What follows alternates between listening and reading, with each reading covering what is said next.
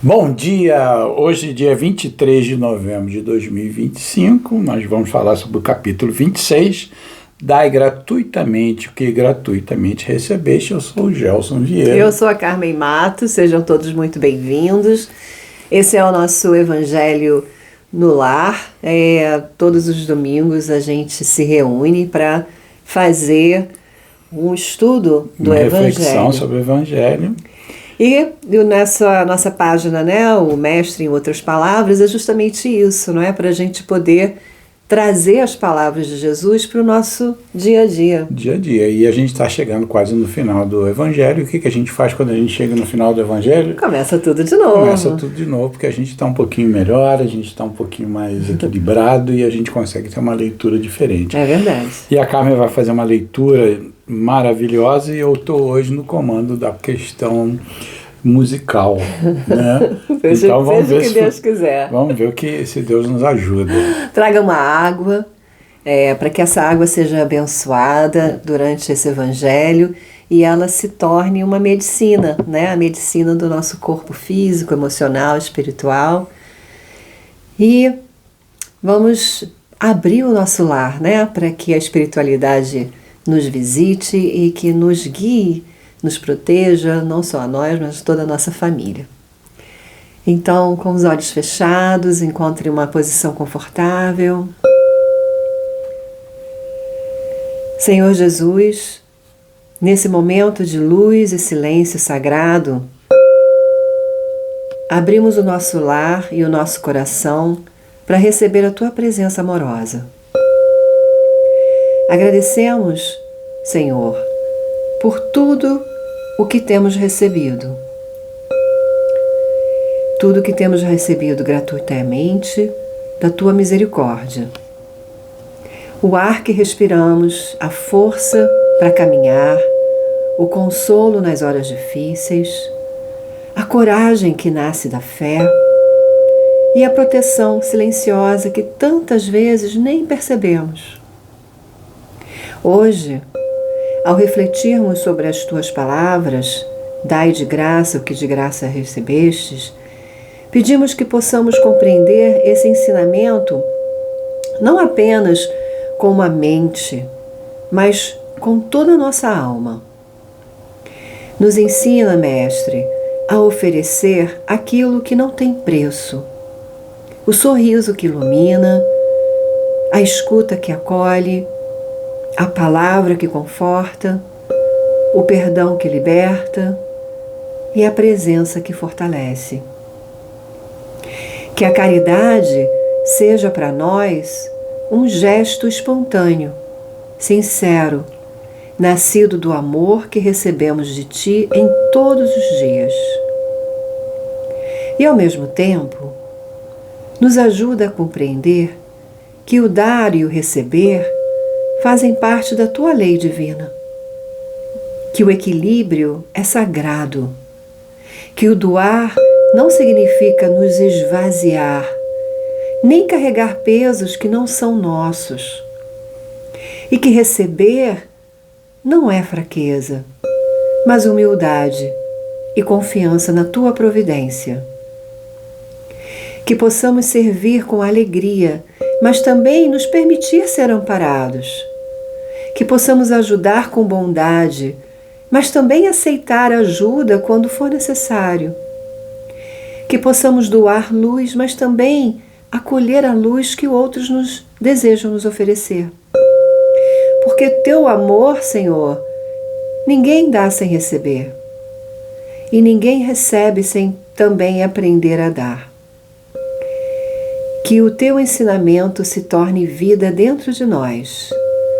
E que o amor circule, que a bondade flua, que a gratidão se renove e que o nosso lar seja abençoado pela presença constante da Sua paz.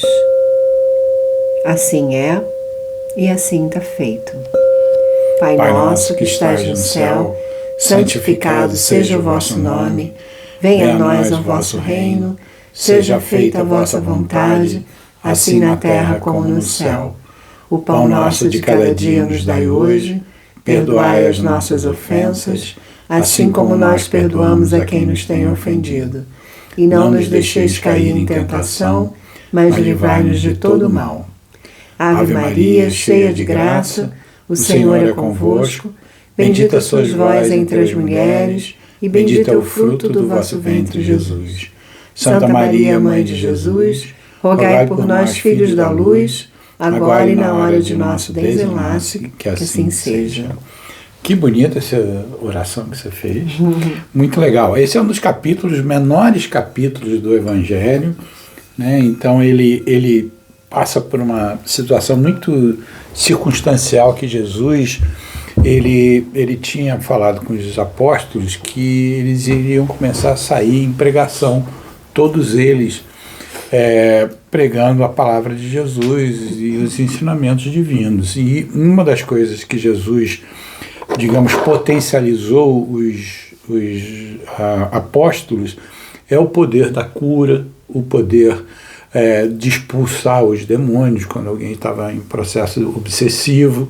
Então existia uma série de prerrogativas que Jesus daria aos apóstolos justamente com essa intenção de que a palavra dele fosse mais bem recebida e compreendida. As pessoas teriam muito mais atenção no que estava sendo dito se diminuísse o sofrimento delas. Então a intenção de Jesus em de colocar os apóstolos capacitados a esse processo de cura era justamente ser uma forma mais fácil de atingir o coração, né? Uma vez que você livra as pessoas da dor, esse processo faz com que a pessoa se sensibilize ao que está sendo dito pelaquela pessoa. Mas Jesus alertou os apóstolos do perigo que poderia acontecer quando eles estivessem capacitados a fazerem isso, né? De dizer, olha, isso aí não é um dom seu, você não recebeu esse dom foi dado, não, você não desenvolveu esse dom, você não estudou, você recebeu porque você tem uma missão. Então você tem que tomar um cuidado muito grande para que você não tire vantagens, porque isso não é para te angariar vantagem, isso é para você trabalhar também a sua humildade e o seu amor ao próximo, é você fazer por querer fazer, porque essa está na sua missão.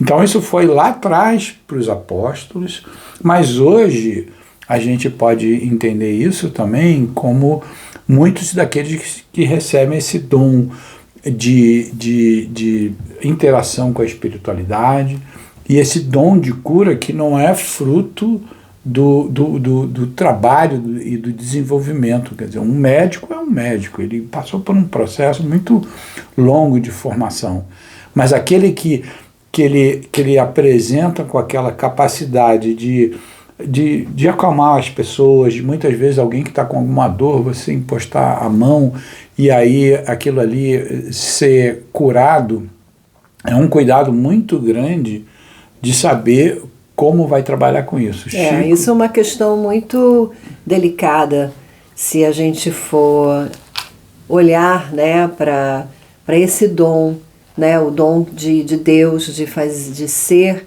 um enviado, como se fosse, né, como se fosse um instrumento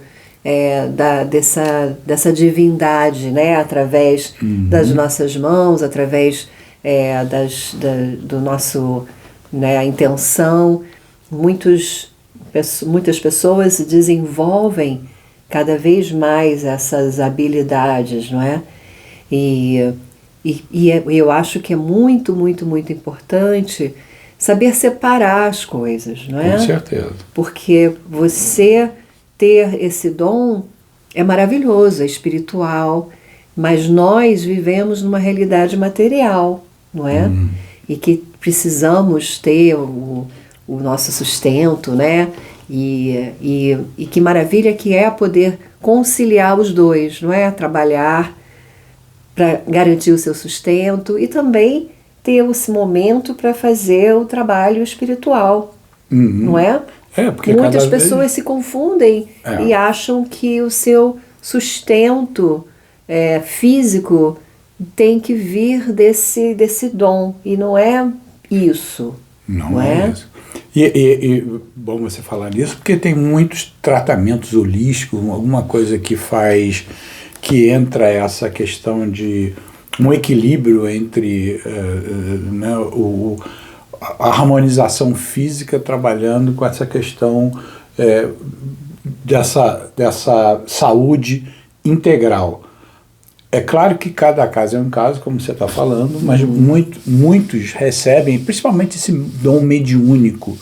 O dom mediúnico, essa interação com o mundo espiritual, tem que se entender com quem que você está interagindo. Uma vez que você faz uma interação que do seu lado ele é uma interação econômica, o outro lado também só está interessado em algum tipo de favor, então, né, ele deixa de ser aquela interação puramente do auxílio ao próximo, que diz eu recebi esse dom e esse dom vou dar de graça, tanto é que Chico Xavier, ele não recebia um centavo sequer dos livros que ele produzia. O pai dele ficava desesperado, porque ele falava, nós temos tanta necessidade, você não pode tirar absolutamente nada. Ele falou, não, porque todo esse meu dom de comunicação não é um dom meu, eu sou apenas um intérprete das palavras. Então, a gente coloca aqui essa importância para aqueles que têm esse dom de